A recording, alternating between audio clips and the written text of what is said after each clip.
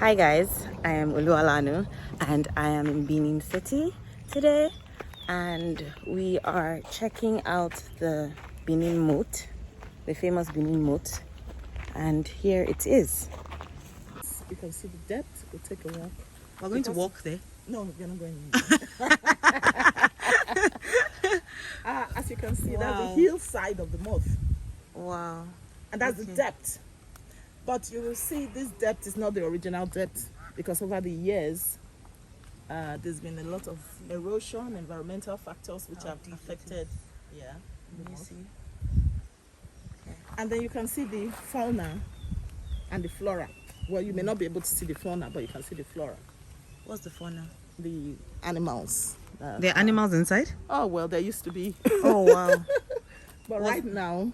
Was that part of the protection? No, not quite. Okay. Not quite. But what I'm saying is that the flora has kind of protected it up to this point. Okay. It's not exposed. Okay, but you can see how deep it is by the plants. Yes. This is the top of the tree. Let's take a walk. Okay. Let's take Okay, a walk. before we do, what is the history of the moat? Because some people might not know. Yes. Yeah. You can see this moat. That's the hillside of the moat, and this is the depth of the moat. Okay. Right? And this hill was a kind of protection from movement. Two forms of movement in migration in the 14th century, 14 ADs, and movement in war, Okay. as in the 12 AD.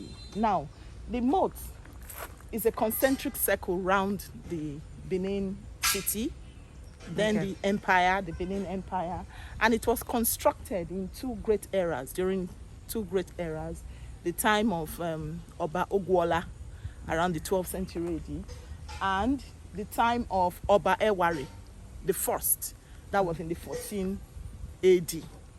Now, for Oba Ogwola, who dug the initial moat, he dug it in order to protect himself from territorial invasion. He had enemies, so to speak, and particularly was Akpanigiakon, that's his name, who was the Duke of Udo at that time. Okay. What you can call an emperor of Udo, but not a king. He was a duke. And he was, very much at loggerheads with the Oba. Okay. So the Oba wasn't comfortable. So he asked his best workmen to dig a very huge moat around the city. Okay. Now the moat was strictly for to protect the city against territorial invasion. Okay. Yes, but in the 14th century, when Oba Ewari, the Great, the first, was in power, his was out of, let me use the word anger, more or less, because there was a situation that occurred in the empire, and his two sons, who were supposed to, one was his heir, and the other one was the immediate junior brother to the heir, and they were having friction, and they killed themselves. Oh, wow. And this made the Oba very unhappy. And he felt that the Benin people had conspired against him.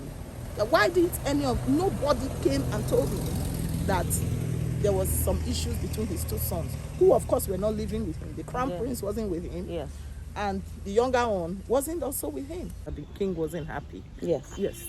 And so he made 3 obnoxious laws that for 3 years, no Benin man or person should have a haircut. Yes. For 3 years, no Benin person should pound yam. Boom. You know how we pound yam? Yes. That sound of pounded yam must not be held. And for 3 years, no Benin man should procreate, that have sex with a wife and have a child, or a male child especially. I mean, if I am a man in my own home and I have sex with my wife, how would the Oba know? He only knows through procreation. He can only know. So I want to try. Why did I ask that question? I want to tell you how the Benin people reverend their Oba. Yeah. For the fact that the Oba made these statements, the people were worried, they were scared, they were, they trembled. Yes. You understand what I'm saying? And everybody had to stay. And those that were scared and said they couldn't stay started migrating. They had to run away. Okay. And in those days, every family has animals. Yeah. You keep chicken, you keep goats, you keep rams and all that. And then one way you can see movement is when the rams begin to move. Yeah. Because there's always a leader and it moves. Yeah. And so by the time that was sighted, so where are all these animals going to? It's like, people are leaving your empire, Your Highness. Why? So this is the reason. Because they are scared. So really, okay, he called the best of his workers and told them to build another moat. To build another moat? Another moat. Oh, wow. I thought the moat was simply because of protection from invaders. I didn't know that they were also trying to keep people in. Yes, in. Interesting. That was in the 14th century. So that's what you call... So the first one was built for invaders, and then he built another one to keep but people somehow they are all connected. That's why the moat is really large. It is said to be the largest earthwork in the whole world. Wow. Even larger than that of China. Wow. That is what we've been told. And that is what has been chronicled in the Guinness Book of Record. Wow. So the beauty of it is, you ask. Generally people say, well, as in oral tradition, that the moat was dug by giants. Right? But again, we have it that the moat, the one that Eware dug, he dug it in 3 months, 3 days. Wow. Yes. So with what implements, with what instruments? There were no tractors, no diggers, baskets, wooden shovels, wooden tools. Yes. And that is why sometimes we have international students of architecture, international students of engineering coming to history, culture, and so on, coming to want to know the technology behind the moat. Well, they can't tell by looking at it. No, but they come in to do some research work. Is the research actually there to know how he dug it? They do research. Okay. We've done some research here. Okay. And the research is ongoing. So what they do is just, they keep closing in gaps. Anywhere there's a gap, they try to do a job. They work on that, or research or work on that. Okay. But you can see. So this moat, as you see, is so vast. Let's take a walk. Okay. Let's take a walk. We are not going in. Definitely not going in. Okay. Because it's raining season, there is a lot of oh wow. Yeah, there you go. Wow. Can you see it? Now you can see how deep it is. Can you see it? Wow. Yes. Well, I could already tell from the top of the tree. Yes. That looking at the top of a tree, of a banana tree. Yes. Or is it plantain? That it was very deep. Can you see it? It's quite deep. So this is one section of the moat that has been, up to a very large extent, protected. Yes. What you can see here that has reduced the moat a bit is environmental factors. Erosion and all that, and denudation and all that. So people would try to enter the kingdom and fall. Right? Now, let me tell you a bit of the story. An earlier story before this, the Benin people has always had a moat building culture. Okay. They used it as a form of delineation. Cutting off, this is my land, this is the village land. Yeah. And so they used the moat as a form of boundary marks. Yes. But there was a particular time where by the time the men go to the farm, and the women go to the market, the others, the aged and the children that are left at home, will be attacked by wild animals. Oh, wow. Yes. And this moat also aided in the prevention of such attack, because they now built moats, and when the animals come, the few men and women that are left will, push the animal towards the moat, and make it fall down. It can never go up, and it can never come out. Wow. Because so this is why you were saying that there were wild animals inside. Yes. Interesting. So it's a concentric circle. Even when the Oba builds, when the Oba builds a moat, or when any community builds a moat, it links it to the existing moat. So it's not an entity of its own. So there's never a point where you go, you meet, the moat has closed up here. It joins the city moat. It joins from all aspects. So that's why the moat is really very extensive. Yeah. Do you understand? So the animal fall, and you can see the steepness. So by the time there is nothing that falls in here that will just climb up with ease. And I'm sure it was deeper than this before. Oh yes, that's what I was telling you. The environmental factors. Yes. Yeah. Yes. There are some sections of the moat that have been totally defaced. Wow. It's in non-existent. Like the one I showed you on the other side. Yes.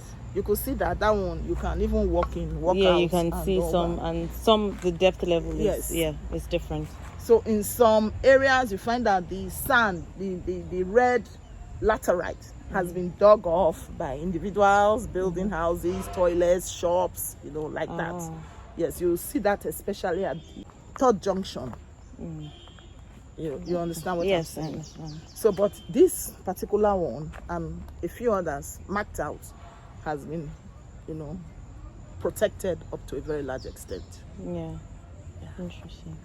So that's basically the story about the moat. Okay. Yes. Subsequently, the moat also had some other traditional, cultural values. For instance, we've been told that when a man then didn't have a wife, didn't have anything, he wasn't well-to-do or anything, and he died, they just throw his body into the moat. Yeah. No proper burial, no wife, no children, no nothing. It was just an ordinary person. Well, his body goes straight in. Then we were also told that when a woman loses her husband dead, that after she has mourned, she has her mourning clothes. Yeah. She comes to the moat after the designated time, and she will pull off her mourning clothes with some white chalk and all that, and take off all her mourning into the moat and throw it in. Yes, it's and symbolic she goes home, that the mourning is over. Yes, she goes home without clothes. It marks the end of the mourning. Yes. Then at other times we've also been told that when there were maybe times of trouble, that those in charge of the tradition of the people, who the keepers of the tradition, let me call it that way, will come and do some sacrifices. White chalk for peace, white chalk is a symbol of peace. Oh, yeah, yes, the white native chalk.